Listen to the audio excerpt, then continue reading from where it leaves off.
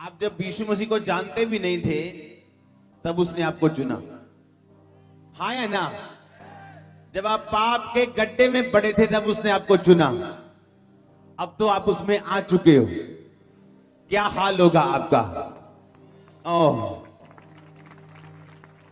आमीन। बाइबल कहती है तेरी सोच में और उसकी सोच में, तेरे काम करने के तरीके में और प्रभु के काम करने के तरीके में जमीन और आसमान का फर्क है। आमीन। आप जानते जब लोग काम करते हैं वो एक दूसरे को बोलते हैं उत्साहित करो ताकि वो और अच्छा काम करे, लेकिन परमेश्वर निराशा को यूज कर सकता है आपको और अच्छा इस्तेमाल करने के लिए। ध्यान से सुनना। आमीन। बाइबल कहती है दाऊद के जितने भी बड़े भाई थे, जब शमूएल नबी उनके घर में मसा करने के लिए गया एक को, तो उसने सबसे बड़े भाई को चुना जिसका नाम क्या था? एलियाब। और परमेश्वर ने कहा नहीं, मैंने इसे नहीं चुना, मैं इसे अयोग्य करार करता हूं। आप किसी को फेल नहीं करते हो जब तक आप उसका टेस्ट ना लो, हाँ या ना? दूसरा आया अम्मीनादाब, परमेश्वर ने कहा मैं इसे भी अयोग्य करार देता हूं। पहला शमूएल 16 में लिखा, ये आप घर जाके इसे पढ़ना क्योंकि आज वचन ज्यादा है, आप सिर्फ नोट करो। तीसरा आया जिसका नाम शम्मा था और परमेश्वर ने कहा मैंने इसे भी नहीं चुना। और दाऊद के बाकी सारे भाई आते गए और परमेश्वर उन्हें रिजेक्ट करता गया। पहला शमूएल में सबके नाम तो नहीं लिखे, लेकिन अगर आप पूरी बाइबल पढ़ते तो उनके नाम लिखे हैं। एक का नाम रद्दई था, एक का नाम नतनियल था, एक का नाम ओजेम था। पहला शमूएल में वो नहीं लिखे, लेकिन अगर आप स्टडी में जाएं तो आपको पता चलता है। और सबके सब रिजेक्ट होते गए। पुराने नियम में जब कोई नबी किसी के घर जाता था तो बड़ी भयानक और बड़ी भयंकर बात होती थी। नबी ऐसे आजकल जैसे पास्टर्स जाते हैं घर में विजिट करने के लिए, ऐसे नबी नहीं जाते थे। अगर नबी किसी के घर में विजिट करने के लिए आया तो बड़ी भयंकर बात थी, या तो बड़ा गुड न्यूज मिलने वाली है या बड़ी बैड न्यूज मिलने वाली है। और लोग डरते थे और कांपते थे नबी को देख के कि ऐसा हमने क्या गुनाह कर दिया कि नबी हमारे घर में आ गया, या ऐसा हमने कौन सा बड़ा काम कर दिया परमेश्वर के सामने कि प्रभु का नबी हमारे घर में आया। तो एक काम होता था उनमें, या तो बड़ी तगड़ी गुड न्यूज होती थी या बड़ी तगड़ी बैड न्यूज होती थी। या तो गिरने का समाचार होता था या बड़ा उठने का समाचार होता था। कुछ भी आम जैसा नहीं होता था कि मैं हालचाल पूछने के लिए आया हूं, सिर्फ प्रार्थना करने के लिए, ऐसा नहीं होता था। और जैसे ही उसके पिता ने देखा कि मेरे घर में इतना बड़ा नबी आया तो वो डर गया और उसने कहा मैं तेरे एक बेटे को मसा करने के लिए आया हूं। आप ये इमेजिन करो, आपके घर में पीएम आए, क्योंकि उन दिनों में पीएम नबी पीएम से कम नहीं होते थे, ज्यादा ही होते होंगे। आपके घर में एक बड़ा व्यक्ति आए और आप दाऊद को बुलाना भूल जाएं, अपने सबसे छोटे बेटे को। क्योंकि बाइबल कहती है दाऊद अपने परिवार का एक रिजेक्टेड सन था, उसे अपने परिवार से कभी प्यार नहीं मिला। बाइबल कहती है, आप कई बार इमेजिन करते होंगे, सोचते होंगे कि मुझ में ऐसा क्या है कि मेरे लोगों से कई बार बनती नहीं, या क्या है कि मेरे परिवार वाले या ऐसे हैं, या मैं तो बड़ा सही चलता हूं लेकिन ऐसा क्या है जो लोगों के पास है पर मेरे पास नहीं है। अगर दाऊद अपने बड़े भाइयों से प्यार पाता तो उन्हीं के साथ संगति में रहता और वो भी एक फेल सेवक बनता, क्योंकि परमेश्वर उसे भी परखता और वो भी फेल हो चुका होता। लेकिन परमेश्वर ने उसके भाइयों के जरिए उसे रिजेक्ट किया, उसके माता पिता ने उसे रिजेक्ट किया। उस रिजेक्शन के चलते उसने भेड़ बकरियों को चराना शुरू किया, दूर रहता था घर से, भेड़ बकरियों को चराता था सारा दिन। और ये कारण उसका परमेश्वर में बढ़ने का हुआ, और जब मसा करने की बारी आई तो दाऊद मसा हुआ। आपको समझ आ रही है कि नहीं? परमेश्वर ने रिजेक्शन को यूज किया, नफरत को इस्तेमाल किया, दाऊद को एक राजा होने के लिए मसा करने के लिए। वो आपको मसा करने वाला है। आपकी हाइट इतनी होगी, बुर्ज खलीफा भी छोटा लगेगा आपके सामने। आप ध्यान से आज का वचन सुनना। परमेश्वर ने लिखा, गधे की जबड़े की हड्डी को इस्तेमाल किया सैमसन के द्वारा 1000 पुरुषों को मारने के लिए। जो एक तलवार नहीं कर सकी, एक गधे की जबड़े की टूटी हुई साइड पे पड़ी हुई हड्डी ने कर दिखाया जब वो सैमसन के हाथों में गई। आप चाहे गधे की जबड़ी के उस जबड़े की हड्डी की तरह क्यों ना हो, रिजेक्टेड क्यों ना हो, दुनिया के लिए आप एक आम और आप एक गधे इंसान क्यों ना हो, जब आप परमेश्वर के हाथों में आने वाले हैं तो तलवारों को शर्मिंदा करने वाले हैं। ओ आमीन। मेरे ख्याल से ऊंचा और लंबा होना चाहिए जितना आज तक नहीं हुआ चर्च। और मैं यीशु मसीह का दास होने के नाते आपकी लाइफ को मसा करता हूं कि जब आप परमेश्वर के हाथों में जाएं, गधे की जबड़े की हड्डी की तरह वो काम कर सके जो बड़े नहीं कर सके, जो अमीर नहीं कर सके, जो आशीषित नहीं कर सके, जो बने हुए नहीं कर सके, वो टूटे हुए कर पाएंगे यीशु मसीह के नाम में। अगर आमीन ऊंचा चर्च। आपको लगता है कि आपके परिवार ने आपको, मैं आपको बताता हूं अपनी टेस्टिमनी, आज मैं आपके सामने इसलिए खड़ा हूं क्योंकि मुझे अपने परिवार से वो सपोर्ट नहीं मिली जो एक लड़के को मिलती। मुझे लगना कि मेरे छोटे भाई को ज्यादा प्यार करते लोग, और अगर मुझसे प्यार करते होते और जब मुझ पे सताव आया तो मेरा छोटा भाई 2005 में 2004 में बपतिस्मा लेने के बाद बैक हो गया था, क्योंकि परिवार ने सताव छेड़ा। वो प्रेशर के नीचे आया क्योंकि परिवार से बनती थी, मेरी बनती कम थी। मैंने कहा मैं किसी की परवाह नहीं करता हूं, इसलिए मैं आपके सामने खड़ा हूं। आज मेरे परिवार की मुझसे ज्यादा बनती है। परमेश्वर ने कहा, उत्पत्ति 45 में लिखा, सुनो आज सिर्फ सुनने का टाइम है। मैं कुछ आयतों को पढ़ूंगा ताकि जो कुछ प्रभु ने मुझे दिया मैं उसे आज खत्म कर पाऊं। उत्पत्ति 45 और 5 आयत में लिखा, सुनो, जब यूसुफ को उसके भाइयों ने गड्ढे में फेंका और यूसुफ आगे निकल गया, बिक गया, आगे चला गया, नौकर की तरह काम किया, जब उसने अपनी ताकत से, प्रभु की ताकत से, प्रार्थना से अपने आप को ऊंचा करने के लिए खड़ा रहा, अड़ा रहा, तो प्रधानमंत्री बना। सबको मालूम है कि नहीं मालूम? अब उसके भाइयों के देश में अन्न नहीं था, उसके भाई अन्न लेने के लिए दूसरे देश में जाते हैं। उनको नहीं पता था कि हमारा भाई वहां पे प्रधानमंत्री है, हमारा भाई वहां का किंग है, वहीं का वो सब कुछ करता धरता है। जब यूसुफ ने अपने आप को उन पे प्रकट किया कि मैं यूसुफ हूं, तो उसने क्या कहा?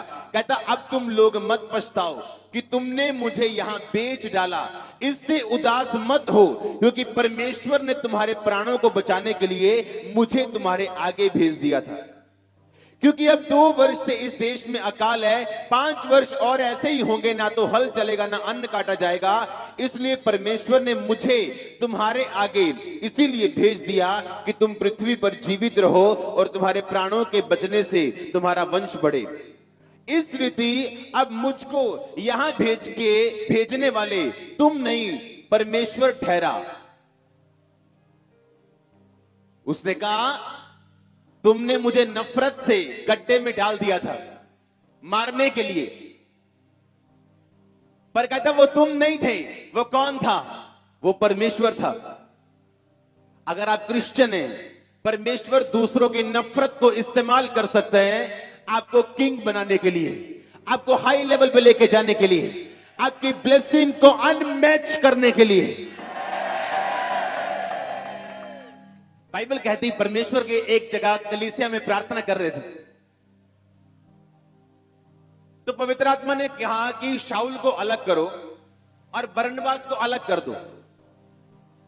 जो काम के लिए मैंने इन्हें चुना, शाऊल यानी पौलुस, आमीन, कि इन दोनों को मसा करके हाथ रख के इनको मेरे काम के लिए अलग कर दो। यानी अलग करने का मतलब अब इन्हें सुसमाचार के लिए इस्तेमाल करो, आमीन। प्रेरितों के काम 13:1 में पढ़ूंगा। आपको होमवर्क मिला है आज। क्या होमवर्क है? प्रेरितों के काम 13 बाब और 14 आपने घर जाके पढ़ना है। आमीन। 13 के 1 में लिखा, अंताकिया की कलीसिया में कई भविष्यद्वक्ता और उपदेशक थे, जैसे बरनबास और शमौन जो नीगर कहलाता है। मैं 2 आयत से पढ़ूंगा शॉर्ट में ताकि मैं पूरा पढ़ सकूं। जब वे उपवास सहित प्रभु की उपासना कर रहे थे तो पवित्र आत्मा ने कहा, मेरे लिए बरनबास और शाऊल को उस काम के लिए अलग करो जिसके लिए मैंने उन्हें बुलाया है। तब उन्होंने उपवास और प्रार्थना करके उन पर हाथ रख के उन्हें विदा किया। वो पवित्र आत्मा के भेजे हुए सिलूकिया को गए और वहां से साइप्रस को चले और सलमीस में पहुंचकर परमेश्वर का वचन यहूदियों के आराधनालय में सुनाया। और उसके बाद एक मिरेकल हुआ। एक व्यक्ति जो परमेश्वर का विरोध करता था, पौलुस ने उसको अंधा किया, और जब उसने तौबा की, लोगों ने एक चमत्कार देख के विश्वास किया। उसके बाद बाइबल कहती है वो फिर से उसी देश में वापस आ गए, अंताकिया प्रांत में, शहर में वो वापस आ गए। आमीन। अब आपने ये बात ध्यान से समझना है। जब वो वापस आए, वहां पे परमेश्वर इस्तेमाल करता है मूर्ख चीजों को, फुलिश चीजों को, मरी चीजों को, आपको उस जगह, उस पटरी पे लाने के लिए जिसके लिए आप मसा किए गए। समझ रहे कि नहीं समझ रहे? परमेश्वर ने कहा पौलुस और बरनबास को क्या कर दो? अलग कर दो, इन्हें मसा कर दो, प्रभु के कामों के लिए इस्तेमाल करो। आमीन। आपने ये वचन बड़े ध्यान से समझना है। ये कौन सा इलाका? सलमीस। लिखा ये दोनों गए और सलमीस में प्रचार करके क्या किया? वापिस आ गए। अब परमेश्वर जानता था कि ये लोग ऐसे समझेंगे नहीं। बाइबल कहती जब ये वापिस आए और आगे नहीं गए, परमेश्वर ने सलमीस के लोगों को इस्तेमाल किया इनका विरोध करने के लिए। 50 आयत में लिखा, परंतु यहूदियों ने भक्त और कुलीन स्त्रियों और नगर के प्रमुख लोगों को उकसाया और पौलुस और बरनबास के विरुद्ध उपद्रव करके अपनी सीमा से निकाल दिया। सब बोलो आमीन। और वे अपने पांवों की धूल झाड़कर इकुनियम को चले गए। परमेश्वर ने लिखा इन लोगों को इस्तेमाल किया। 5 लोग खड़े हो जाओ, 5 आ जाओ। और इन लोगों ने इनका क्या किया? बस वहीं खड़े रहो। क्या किया? इनको धक्के मार के निकाल दो यहां से। निकालो, निकाल, धक्के मारो जल्दी जल्दी से। विरोध किया इनका, उधर को निकाल दो, धक्के मारो जल्दी। उधर उधर उधर उधर उधर उधर। अपने शहर में थोड़ी अब तुम दोबारा वापस भेजोगे। तुम्हें नफरत है कि आप मेरे शहर में ना रहे, भेज दो इनको, भेज दो। सुनो, ये आगे चले गए इकुनियम में, क्योंकि सलमीस के लोगों ने इनका क्या किया? विरोध किया। ये लोग समझ नहीं पा रहे थे कि परमेश्वर ने हमें अलग किया। ये एक जगह गए प्रचार करके फिर वापस आ गए वहीं पे। परमेश्वर ने कहा ये ऐसे नहीं मानेंगे। क्या किया? उनका आगे भेज दिया। लिखा ये इकुनियम को आ गए। जब ये इकुनियम में आए तो बाइबल कहती 14 बाप यहूदी और यूनानी, 2 तरह के लोगों ने इन दोनों के सुसमाचार पे क्या किया? विश्वास किया। अन्य जाति भी बचाए गए और यहूदी लोग भी परमेश्वर पे विश्वास करके क्या हुआ? बचाए गए। अब पौलुस नया था, बरनबास नया था, इनको मालूम नहीं या परमेश्वर की आवाज को इतना क्लियरली नहीं सुन सकते, तो परमेश्वर ने इस्तेमाल किया लोगों को कि इकुनियम में ऐसे नहीं जाएंगे। ये विरोध किया, लोगों ने धक्के मारा, क्या किया? बाहर कड़े कहां निकाल दिया? इकुनियम में। लिखा इकुनियम में बहुत से लोगों ने विश्वास किया। बहुत दिन तक वो इकुनियम में रहे, प्रभु के भरोसे पर हियाव से बातें करते रहे। प्रभु उनके हाथों से चिन्ह अद्भुत काम करवाकर अपने अनुग्रह के वचन पर गवाही देता रहा। हालेलुया। लिखा जब नगर के लोगों में फूट पड़ गई, कितने यहूदियों की और कितने प्रेरितों की ओर हो गए, और अन्य जाति और यहूदी उनका अपमान और पथराव करने के लिए सरदारों समेत उन पर दौड़े, और वो लुस्त्रा और दिरबे नगर में और आसपास के प्रदेशों में भाग गए। अब 5 जने खड़े हो जाओ। अब वो किस शहर में प्रचार कर रहे हैं? इकुनियम में। अब ये लोगों ने क्या किया? इनके क्या हो गए? विरोधी। लिखा आधे लोग तो प्रेरितों की ओर हो गए, आधे लोग तो यीशु मसीह को मान गए, आधे नहीं माने, उन्होंने विरोध किया। और क्या किया इनको विरोध करके? धक्के मारो मारो मारो मारो धक्के। सुनो बस, लिखा वो कहां पहुंच गए? कहां पहुंच गए? लुस्त्रे और दिरबा नगर में। हाँ, अपने अपनी जगह खड़े रहना, पांचों अपने अपने एरिया पे खड़े रहना, 5 उस एरिया में, 5 इसमें। कहां पहुंच गए? लुस्त्रा और दिरबे में। लिखा लुस्त्रा में एक आदमी बीमार था जो जन्म से कभी नहीं चला था, और पौलुस ने उस पे हाथ रख के उसे क्या किया? पौलुस ने फिर दिरबे नगर में जाके कलीसियाओं को स्थापित किया, बहुत से लोगों को सुसमाचार सुनाया, और लिखा बहुत से लोग परमेश्वर में आए और लोगों ने परमेश्वर पे यकीन किया। आमीन। कितने मेरी बात को समझ रहे हैं? अगर आप 14 बाब की 21 आयत को पढ़ें तो लिखा वो उस नगर के लोगों को सुसमाचार सुनाकर बहुत से चेले बनाकर फिर लुस्त्रा, इकुनियम और अंताकिया को लौट आए। हालेलुया। पहले एरिया में अंताकिया में आए, वापस धक्के मार के लोगों ने इकुनियम में भेजा, इकुनियम ने धक्के मार के लुस्त्रा भेजा, लुस्त्रा वालों ने दिरबा में भेजा। सब जगह काम खत्म हो गया तो लिखा वो फिर से अंताकिया में क्या चले गए? वापिस चले गए। अब ध्यान से सुनना, अब आपको समझ आएगा कि ये कौन कर रहा था और क्यों कर रहा था। जब आपका कोई दुश्मन बनता है तो आपको छोड़ता नहीं। हाँ, अब सुनो, अब ये जहां से विरोध खाके भागे थे वहीं वापिस आए और इन लोगों ने कुछ नहीं कहा। सुनो सुनो ध्यान से, अब सुनो। अब लिखा,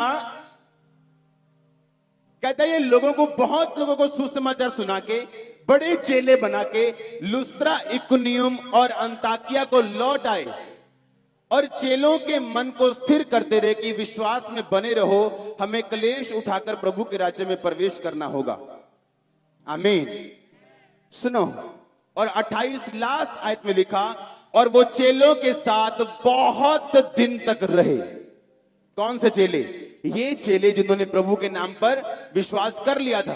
अब ये लोग वही हैं विरोध करने वाले, पर ये लोग वापस कहां पहुंच गए? अंताकिया में। चले जाओ। सुनो, अब मैं क्वेश्चन पूछता हूं, जब ये इतने चेले बनाकर पूरी दुनिया को क्रिश्चियन बनाकर वापस आ रहे थे, उन्हीं शहरों में जहां विरोध हुआ था, ये लोगों ने अब विरोध क्यों नहीं किया? क्योंकि वो परमेश्वर का इंतजाम था। आमीन। वो परमेश्वर का इंतजाम था। प्रभु पता था प्रभु को कि ये दोनों नए विश्वासी, नए सेवक जो मेरी आवाज को पहचानते नहीं, टाइम लगता है प्रभु की आवाज को पहचानने में, सुनने में, परमेश्वर ने विरोध का इस्तेमाल किया। इमेजिन करो अगर ये 2 पौलुस और बरनबास उठ जाओ, अगर अपने भाइयों को बोलते, ले अभी मित्रा तू डंडे चुकला, तू गंडासी ले, हाँ तू तलवार चुकला भी, जे आए विरोध करन दे, छड़ना नहीं हो। हाँ, और पूरी लड़ाई होंगी, दे तेरे दी 1 नंबर दी है, क्या होता? हो सकता है ये जीत जाते, इनको भगा देते, हाँ, पर यहीं रहते, आगे ना जाते, आगे ना जाते। परमेश्वर ने क्या किया? यूज किया इन लोगों को। जिसने सेंस बनाई वो सेंसलेस नहीं, जिसने कान, सुनो, जिसने कान बनाए वो बहरा नहीं, जिसने आपको नाक दिए हैं वो भी सूंघ सकते हैं, जिसने आपको आंखें दी हैं वो भी देख सकते हैं। सुनो, तो जिसने सेंस बनाई है वो सेंसलेस नहीं है कि आपको बोले कि अपने दुश्मन से प्यार करो। क्यों करूं मैं अपने दुश्मन से प्यार? जो मेरे खिलाफ बुरी बातें बोले, झूठी बातें फैलाए, जानबूझ के मुझे उकसाने की कोशिश करे, मैं क्यों उससे प्यार करूं? परमेश्वर कहता है उससे प्यार कर, क्योंकि तेरे दोस्त तुझे वहां नहीं पहुंचा सकते जहां तेरे दुश्मन तुझे लेके जा सकते हैं। तेरे दोस्त वहां तुझे लेके नहीं जा सकते। आप सोचो, दिरबे लुस्त्रा नगर का एक बंदा 14/8, जो पांव का निर्बल था, जन्म से लंगड़ा था, कभी ना चला था, और 10 आयत में लिखा, पौलुस ने कहा अपने पांव के बल सीधा खड़ा हो, और वो उछल कर चलने लगा। और लोगों ने पौलुस का ये काम देखकर ये कहा कि देवता मनुष्यों के रूप में हमारे पास उतर आए। सुनो, लुस्त्रा नगर का बीमार बीमार रहता सारी उम्र, क्योंकि बाइबल कहती वो जन्म से बीमार था। वो जन्म का बीमार अपने मरण तक बीमार रहता अगर ये लोग पौलुस और बरनबास को मार के आगे ना भेजते। तो अभी भी आप अपने दुश्मनों से बदला लेना चाहते हो, उनके खिलाफ प्रार्थना करना चाहते हो, उनकी बातें करना चाहते हो, वो आपके हेल्पर्स हैं। जहां आपके दोस्त आपको नहीं लेके जा सकते, वो आपको लेके जा सकते हैं। आज इस चर्च में ऐसे पास्टर्स हैं जो इस चर्च के साथ जुड़े, इसलिए नहीं कि वो मेरी प्रीचिंग सुन के आए, वो मेरा नाम पूरे रूप में सुन के आए थे, पर यहां पे आने के बाद कुछ और निकला और वो यहीं रह गए। अब सालों से यही। आमीन। मैं क्वेश्चन पूछता हूं, अगर ये इनके विरोधी थे, इनके दुश्मन थे, तो बाइबल कहती जब ये वापिस आए और बहुत दिन तक वहीं रहे, वापिस आके फिर ये लोग कहां थे? क्या इनको मालूम नहीं था पौलुस आया? क्या इनको मालूम नहीं था कि बरनबास आया? तो फिर ये लोगों ने विरोध क्यों नहीं किया?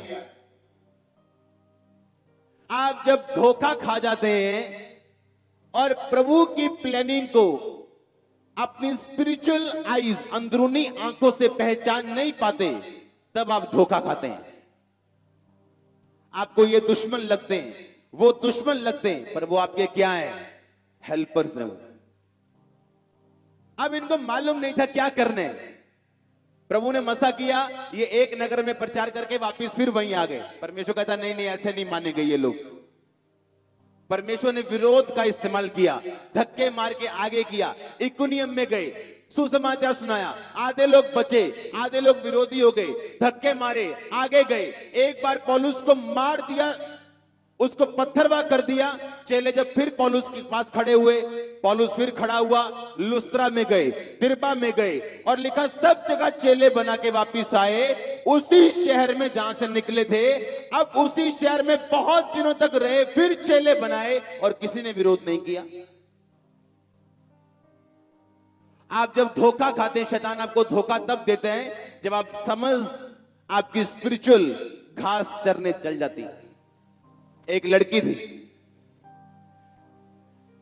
उसे लगता था उसके घर वाले उसे प्यार नहीं करते जितना उसके भाइयों को करते हैं या उसके दूसरों को करते हैं, उसे नहीं करते उसके मम्मी डैडी। अब चर्च आई, अच्छा प्रभु मुझसे प्यार करते हैं, लेकिन परमेश्वर भी आपको परखता है। आमीन। आप चर्च आए हो या प्रभु को अपना जीवन दिया, ये पहला स्टेप है, आखिरी नहीं। हां, आपको किसी ने गवाही दी, चर्च जाओ, परमेश्वर आपके काम करेगा, आपकी लाइफ में ये काम होगा। आप चर्च आए, ये पहला स्टेप है, उसके बाद आपकी परख बाकी है। आमीन। अब जब वो चर्च आई, उसने देख लिया परमेश्वर मुझसे प्यार करता है, पर जब परमेश्वर ने उसके परख की, और कई बार चर्च से भी आपको प्यार नहीं मिला क्योंकि परमेश्वर नहीं चाहता, एक लड़के के साथ भाग गई, जबकि उसकी कॉलिंग एक पास्टरल मिनिस्ट्री की थी। अब वो एक आम औरत है। आम औरत होना पाप नहीं, एक आम औरत को परमेश्वर पास्टर की तरह यूज कर सकते हैं, लेकिन अगर आपकी भुलाहट एक पास्टर की है तो वो प्रॉब्लम। कितने समझ रहे हैं? अगर आपको नहीं पता, परमेश्वर आपकी फैमिली की रिजेक्शन को, आपके दोस्तों की नफरत को, आपके समाज के विरोध को आपको बनाने और आगे लेके जाने के लिए इस्तेमाल कर सकता है, तो फिर आप धोखे में, अगर आपको यह नहीं पता तो। मैं एक फिर क्वेश्चन पूछता हूं, अगर ये लोग इतने विरोधी थे कि इनको मारना चाहते थे, अगले वालों ने तो इतने पत्थर मारे कि स्तिफनुस की तरह उसको मरा समझकर, पौलुस का सिर फट गया, उसका दिमाग बाहर आ गया होगा, मरा समझ के तब आप जाते हो जब आपको पता कि बंदा डेड हो गया। इतने विरोधी थे तगड़े, तो जब ये वापस आके सालों महीनों उसी शहर में रहे, तब ये विरोधी कहां थे? समझ आ रही कि नहीं? तब ये विरोधी कहां गए? क्योंकि ये विरोधी परमेश्वर ने यूज किए थे। जहां आपके दोस्त आपको नहीं लेके जा सकते, वहां आपके दुश्मन आपको लेके जाएंगे। थैंक्स करो उनका। आज बाढ़ की तरह चर्च में लोग मौजूद हैं, बाढ़ की तरह। अगर आप चारों ओर निगाह मार के देखें, बाढ़ की तरह हर सेक्शन फुल है। क्यों? बहुत लोगों ने विरोध किया, हां, और परमेश्वर ने यूज किया। तो क्यों ना दुश्मनों के लिए प्रार्थना करेंगे आप? हां, आप क्यों उनका बुरा मांगेंगे जब वो आपके भले के लिए इस्तेमाल किए जा रहे हैं? जब स्पिरिचुअल आईज बंद हो जाती तो आदमी को गुस्सा आता है, फिर उसे खिंच चढ़ती, फ्रस्ट्रेट होता है, वो प्रभु से कंप्लेंट करता है, लोगों से कंप्लेंट करता है कि तुम कोई मेरा सगा नहीं, सब है ही। हां, परमेश्वर आपको तैयार करने के लिए कुछ समय आपको अलग करता है लोगों से। अगर वो 7 भाइयों का प्यार पाता तो खुद भी मसा ना होता। अगर यूसुफ अपने भाइयों का प्यार पाता तो गड्ढे में बिकता ना, आगे पहुंचता ना, प्रधानमंत्री बनता ना, तो उनको बचाता ना। हालेलुया। आपकी स्पिरिचुअल आईज इतनी ओपन होनी चाहिए कि आपकी लाइफ में घट रही हर घटना आपको स्पिरिचुअल तरीके से समझ आनी चाहिए। ये बड़ी ब्लेसिंग होगी आपके लिए। मैं आपको दावा कर सकता हूं, हन्ना सारी उम्र बांझ रहती अगर उसकी सौत उसे ना चिढ़ाती। उसके पति की ओर से उसको कोई प्रॉब्लम नहीं थी। बाइबल कहती है उसका पति उससे दुगना प्यार करता था, दुगने गिफ्ट देता था, पर उसकी सौत उसको चिढ़ाती थी। और लिखा, सौत के चिढ़ाने से ही वो परमेश्वर के भवन में गई और मन्नत मांगी और दिल खोल के उसने वहां पे प्रार्थना की आंसुओं के साथ। अगर उसकी सौत उसे ना चिढ़ाती, वो ना जाती और ना बेबी पाती, क्योंकि वो अपने पति के प्यार से खुश रहती। कई बार लोगों के बैड वर्ड्स, उनके नफरत भरे वर्ड्स आपको परमेश्वर के करीब करने के लिए होते हैं, ना कि दूर करने के लिए। पर मैंने देखा लोगों को, वो निराश होते हैं जब लोग उनका विरोध करते हैं कि मैंने क्या बुरा किया, मैंने कौन सा किसी का खराब किया, फिर लोग मेरे साथ अच्छे क्यों नहीं, जैसा मैं लोगों के साथ अच्छा हूं, लोग मेरे साथ अच्छे क्यों नहीं। अगर आप चाहते लोग आपके साथ अच्छे हों जैसा आप अच्छे हैं, तो फिर एक नॉर्मल जीवन जियो। क्रिश्चियनिटी वाला जीवन फिर आपके लिए नहीं है। क्रिश्चियनिटी वाला जीवन वो है जो आप डिजर्व नहीं करते, जो आपके लिए लोगों के हिसाब से बना नहीं, वो आपके सिर पे नाचेगा और आप उसके सिर पे नाचेंगे और आपके पास होगा वो, ओह आमीन, आपका छोटा चर्च। आप बने नहीं हो राजा होने के लिए, पर आप राजा बनेंगे। आप बने नहीं हो बिग बिजनेसमैन होने के लिए, आप बनेंगे। लोगों को लगता है कि आपको कुछ नहीं पता, आप छोटे से हैं, लेकिन सबसे बड़ी चर्च आपके पास होगी। और ऐसा होता है आज भी चर्च, मैंने कहा ऐसा होता है आज भी। अगर आमीन ऊंचा ये ब्लेसिंग, ये ग्रेस आपकी लाइफ में एंटर करे, मैंने कहा ये ग्रेस आपकी लाइफ में एंटर करे, अगर आमीन ऊंचा। ये बातें मेरे दिमाग में होती थी कि मैं लोगों के बीच में, अपने कजन्स के बीच में, अपने परिवार के बीच में मेरी बनती क्यों नहीं। ना मैं बुरा बोलता हूं, ना मेरे पास कोई गलत काम है, लेकिन ये परमेश्वर का प्लान था। हालेलुया। आपको जो चाहिए वो देगा, और जब चाहिए होगा तब देगा। जो आपके पास आज नहीं, इसका मतलब आपको इसकी जरूरत नहीं। जब उसकी जरूरत हो जाएगी और परमेश्वर आपको देने के लिए तैयार भी हो जाएगा। ऐसी कोई चीज नहीं होगी जो आपके पास नहीं होगी जिसकी आपको जरूरत हो। आपकी हर एक जरूरत को स्वर्ग के भंडार से पूरा किया जाएगा। एंजल्स आपके सप्लायर होंगे यीशु मसीह के नाम में। बैड न्यूज आपके घर का हिस्सा नहीं होगी और आप गुड न्यूज के हकदार हैं। मैं मसा करता हूं आपकी बॉडी को, आपके सोल को, आपकी आत्मा को। आमीन। ऊंचा ब्लेसिंग ऊंची चर्च। हालेलुया। जोर से बोलो हालेलुया। परमेश्वर ने विरोध को यूज किया दो नए चेलों को बड़ा चेला बनाने के लिए। जब मैं बाइबल पढ़ता हूं तो मुझे नाचने का दिल करता है। हाँ, कि मैं 13 में पढ़ रहा हूं कि वो अंताकिया से निकले, वापिस वहीं आ गए। परमेश्वर ने कहा नहीं, ऐसे नहीं मानेंगे। विरोध करवाया, आगे निकले, आगे से विरोध करवाया और आगे निकले, पत्थर मरवाए और आगे निकले और आगे निकले। करते करते करते करते आधा एरिया मसीह में था, सिर्फ 2 लोगों के द्वारा। सोचो, जो आधा आ गया था वो आगे क्या करेंगे? हाँ, वो क्या करेंगे आगे? और जब वापिस आते कोई कुछ नहीं कहता। क्या आपको समझ नहीं आती परमेश्वर के प्लान की, उसकी योजना की?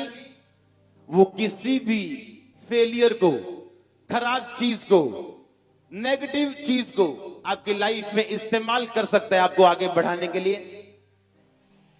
किसी भी निराशा को, प्रार्थना ना का उत्तर ना आने को, फेलियर को, गरीबी को, किसी भी चीज को वो इस्तेमाल कर सकते हैं आपको आगे बढ़ाने के लिए।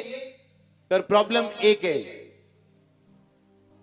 कि जब परमेश्वर की योजना में आप ठहरे या आए, उस टाइम आपका रिएक्शन क्या है और आपकी जिंदगी कैसी। अगर परमेश्वर ने आपको परख के लिए चुना, आगे बढ़ाने के लिए चुना, जिस तरह वो सबको चुनता है, पर अगर आप पाप में चले गए तो फिर वो गरीबी आपको ऊंचा करने के लिए नहीं, आपको शर्मिंदा करने के लिए होगी। फिर वो परीक्षा आपको ऊंचा करने के लिए नहीं, आपको नीचा करने के लिए होगी। आप कैसे जान सकते हो कि आपकी जो परीक्षा हो रही है, क्या वो मुझे ऊपर करने के लिए या नीचे करने के लिए? एक ही बात से आप जान सकते हो। अगर आप पाप में हो तो नीचे होने के लिए हो, अगर आप पवित्रताई में चल रहे हो तो ऊंचा होने के लिए हो। अगर आप पवित्रताई में हो और पोतीबर की पत्नी से, जिस तरह यूसुफ ने सोने से मना कर दिया, गलत काम करने से, अगर आप भी कंट्रोल में हो, पवित्र आत्मा के चलाए चल रहे हो, तो वो अपनी योजना को पूरा करेगा टाइम के ऊपर। लेकिन अगर आप बहक जाएं ये सोच के कि परमेश्वर माफ करने वाला परमेश्वर है, कोई बात नहीं, 1-2 बार गलत काम कर दिया तो क्या हो गया, वो माफ तो आपको कर देगा, पर आपकी वो प्लानिंग पूरी नहीं होगी जिसके लिए प्रभु ने आपको बुलाया। यीशु मसीह ने कहा तू सिद्ध बन जिस तरह तेरा स्वर्ग के पिता क्या है, सिद्ध है। वो बोलते हैं नहीं जी, इंसान परफेक्ट नहीं हो सकता। हम इंसान है ना, गलतियों का पुतला है ना, परफेक्ट नहीं हो सकते। बाइबल कहती है आप परफेक्ट हो सकते हो। यीशु मसीह ने कहा तुम सिद्ध बनो, तुम परफेक्ट बनो, जिस तरह तुम्हारा स्वर्ग के पिता क्या है, सिद्ध है। जिस तरह तुम्हारा स्वर्ग के पिता परफेक्ट है, तुम भी इस पृथ्वी पर रह के परफेक्ट बन सकते हो। आमीन। एक भेड़ की खासियत है कि अगर वो गड्ढे में चली जाए मर जाएगी, लेकिन गड्ढे से बाहर आने का प्रयत्न छोड़ेगी नहीं। एक असली विश्वासी मन में कलपता है, वो खिंचता है, वो रोता है, वो जब वो गलती करते हैं, जब तक वो बाहर नहीं आ जाता। और एक बुरा विश्वासी जिसके पांव और मुंह नरक की ओर है, वो गलती करता है और उसको पछतावा नहीं होता, और उस गलती को वो जस्टिफाई करने की कोशिश करता है। बाइबल में अंगूरों का जूस जैसे आप दूध को दही बनाने के लिए उसे फर्मेंट करते हो, हाँ, खट्टा करते हो, क्या करते हो, जो मर्जी कह लो पंजाबी हिंदी में, हाँ अमीन। उसी तरह से दाखरस को, अंगूरों के जूस को भी फर्मेंटेड किया जाता था और वो अल्कोहलिक नहीं होते थे, शराब वाले नहीं होते थे। और आज क्रिश्चियन मतलब पैग लगा के बोल रहे हैं बाइबल कहती दाखरस थोड़ा सा ले सकते हैं, पौलुस ने कहा था। ये वो वाला दाखरस नहीं है जो तुम पीते हो। तो बाइबल में कहां लिखा है अफीम ना खाओ? लिखा कहीं? तो खाते क्यों नहीं? कहीं लिखा है सिगरेट ना पियो? तो पीते क्यों नहीं? यीशु मसीह ने बड़ा दिमाग दिया और दिल दिया, कॉन्शियस दिया, ताकि मैं वो रेस्ट कर सके। इतनी बड़ी बाइबल अगर वो बनाता तो रेस्ट ना करता। आप पढ़ते बिना इतनी बड़ी बाइबल होती। आपका विवेक जानते हैं शराब पाप है, सिगरेट पाप है। आप जब लेते हो आपका दिल अंदर से दुखी होता है, आपको पता चलता है गलत है। आप जितने मर्जी मन को समझाने की कोशिश करो, आपको मालूम है वो गलत है। हमें आपका विवेक आपकी अगुवाई करते हैं। परमेश्वर ने कहा जो नई व्यवस्था मैं इन्हें दूंगा वो इनके विवेकों पर लिखी जाएगी, दिल की पट्टियों पे लिखी जाएगी। मैं विवेकों में डालूंगा नई व्यवस्था इनके। आमीन। धोखा मत खाओ। या तो पवित्र आत्मा के नशे से भरे रहो, या तो फिर वाइन के नशे से और बियर के नशे से भरे रहो। वो बियर और शराब नहीं होती थी जो यहूदी लोग लेते थे, वो फर्मेंटेड दाखरस होता था। जैसे दूध को दही करते हो आप, उस तरह की वो एक चीज होती थी। हालेलुया। जब बाइबल कहती है मदिरा उसको पिलाओ जो नाश होने पे, ताकि वो भूल जाए और नाश होने की तरफ बढ़ा चला जाए, और भूल जाए कि वो नाश नहीं होना चाहता, उसको पिलाओ मदिरा जो नाश होने पे। तो बाइबल दो जगह नहीं, एक जगह वो बोले मदिरा उसको पिलाओ जो नाश होने पे, और दूसरी जगह ये लिखे कि तुम थोड़ी ले सकते हो। नहीं, बाइबल ऐसा दोगला बयान कभी नहीं दे सकती। आमीन। आपका दिल जानता है ये पाप है। हालेलुया। और जब तक आप शारीरिक रीति के साथ परफेक्ट नहीं होंगे आत्मा में, आप आत्मिक रीति के साथ जब चलते हैं परमेश्वर में और परफेक्शन लेते जाते हैं, आपकी शांति बढ़ती जाती है, आनंद बढ़ता जाता है, मसा बढ़ता जाता है, आपको लाइफ इजी लगने लगती है और आप बड़े काम भी आराम से करने लगते हो, क्योंकि ग्रेस आप हासिल करते हो जब आप परमेश्वर में साथ साथ चलते हो। आमीन। इंसान धोखा तब खाता है जब वो अपने आसपास की घटनाओं को, अपने लाइफ के फेलियर्स को, कि अगर प्रभु ने मुझे वीजा नहीं दिया, पर इसका मतलब ये नहीं वो देता नहीं। मैंने चर्च में लाखों गवाहियां सुनी। हाँ, अगर प्रभु ने मुझे हील नहीं किया अब तक, इसका मतलब ये नहीं वो हील करता नहीं, क्योंकि चर्च में मैं अपनी आंखों से देखता हूं। तो इसका मतलब परमेश्वर का कोई गहरा मकसद है उस परीक्षा के पीछे। और जब आप समझ जाते हैं और उसे आत्मिक रीति के साथ समझते हैं, आप फिर 6 महीने में बोलते हैं वाह, अच्छा हुआ मैं तब हील नहीं हुआ, आज हुआ। नहीं तो मैं यहां ना होता जहां बैठा हूं, मैं वहां ना होती जहां बैठी हूं। लोग गिरते जब वो निराश होते, पाप में जाते जब वो निराशा में होते। ठंडी लाइफ होती है उनकी। आपकी लाइफ का सबसे ठंडा टाइम, आपको जब ठंडा लगे, ब्लेसिंग ना आती नजर आए, वो आपकी लाइफ का बेस्ट टाइम होता है एक्चुअल में। आप बाद में नोटिस करोगे जब आप अपनी लाइफ के कामयाब वाले मोड़ पे पहुंच जाओगे, कामयाबी में पहुंच जाओगे, बरकत पे पहुंच जाओगे, तब आप जब पीछे मुड़ के देखेंगे, आपको सचमुच नजर आएगा कि वो मेरी लाइफ के वो गोल्डन डेज थे जहां प्रभु ने मुझे तैयार किया था आज के दिन की आशीष को लेने के लिए। वो दिन है तो मुश्किल, पर परमेश्वर ने ऐसा लिखा है बाइबल में कि वो तुम्हें किसी परीक्षा में ना पढ़ने देगा जब तक उस परीक्षा से निकलने के लिए तुमको अनुग्रह नहीं देगा। धरती में जब भी ताला बनाते हैं फैक्ट्री वाले, तो चाबी साथ बनाते हैं। आपकी प्रॉब्लम बिना चाबी के पैदा नहीं हुई। आपकी जो प्रॉब्लम बनी उसका हल भी बन चुका है और परमेश्वर उसका हल है, उसमें बढ़ना उसका हल है। आपकी लाइफ इस बात पे डिपेंड करती है कि उस लाइफ के उस मोड़ पे जहां आपको ये फैसला करना होगी अब क्या, अब और आगे या बस पीछे। अभी भी बरकत नहीं है, अब क्या, अब और आगे प्रभु में बढ़ना है या बस करूं। जब आप और आगे बढ़ने का फैसला करते हैं, वो 7 साल जहां पे अकाल पड़े, 8वें साल वो बरकत आप काटेंगे जो आपने लाइफ में कभी नहीं देखी होगी। आपकी लाइफ का जो वर्स्ट नाइट है, सबसे बुरी रात है, जो जहां आपको लगता है कि आप एक कदम भी अब आगे नहीं बढ़ पाओगे, अगली सुबह आपकी लाइफ की सबसे अच्छी सुबह होगी। अगली सुबह आपकी लाइफ की सबसे बड़ी सुबह होगी। अगली सुबह आपकी गवाही श्योर हो चुकी होगी, प्रभु की ओर से आपकी गवाही निर्धारित हो चुकी होगी। अगर हाथों को उठा के आमीन ऊंचा तो ये आशीष आपकी।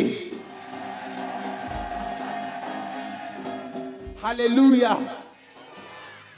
जब इन्हीं चीजों को आप समझ जाते हैं, मैं नहीं कहता हूं समझना या चलना, समझना आसान है लेकिन चलना मुश्किल है। लेकिन जब आप आदत डाल लेते हैं,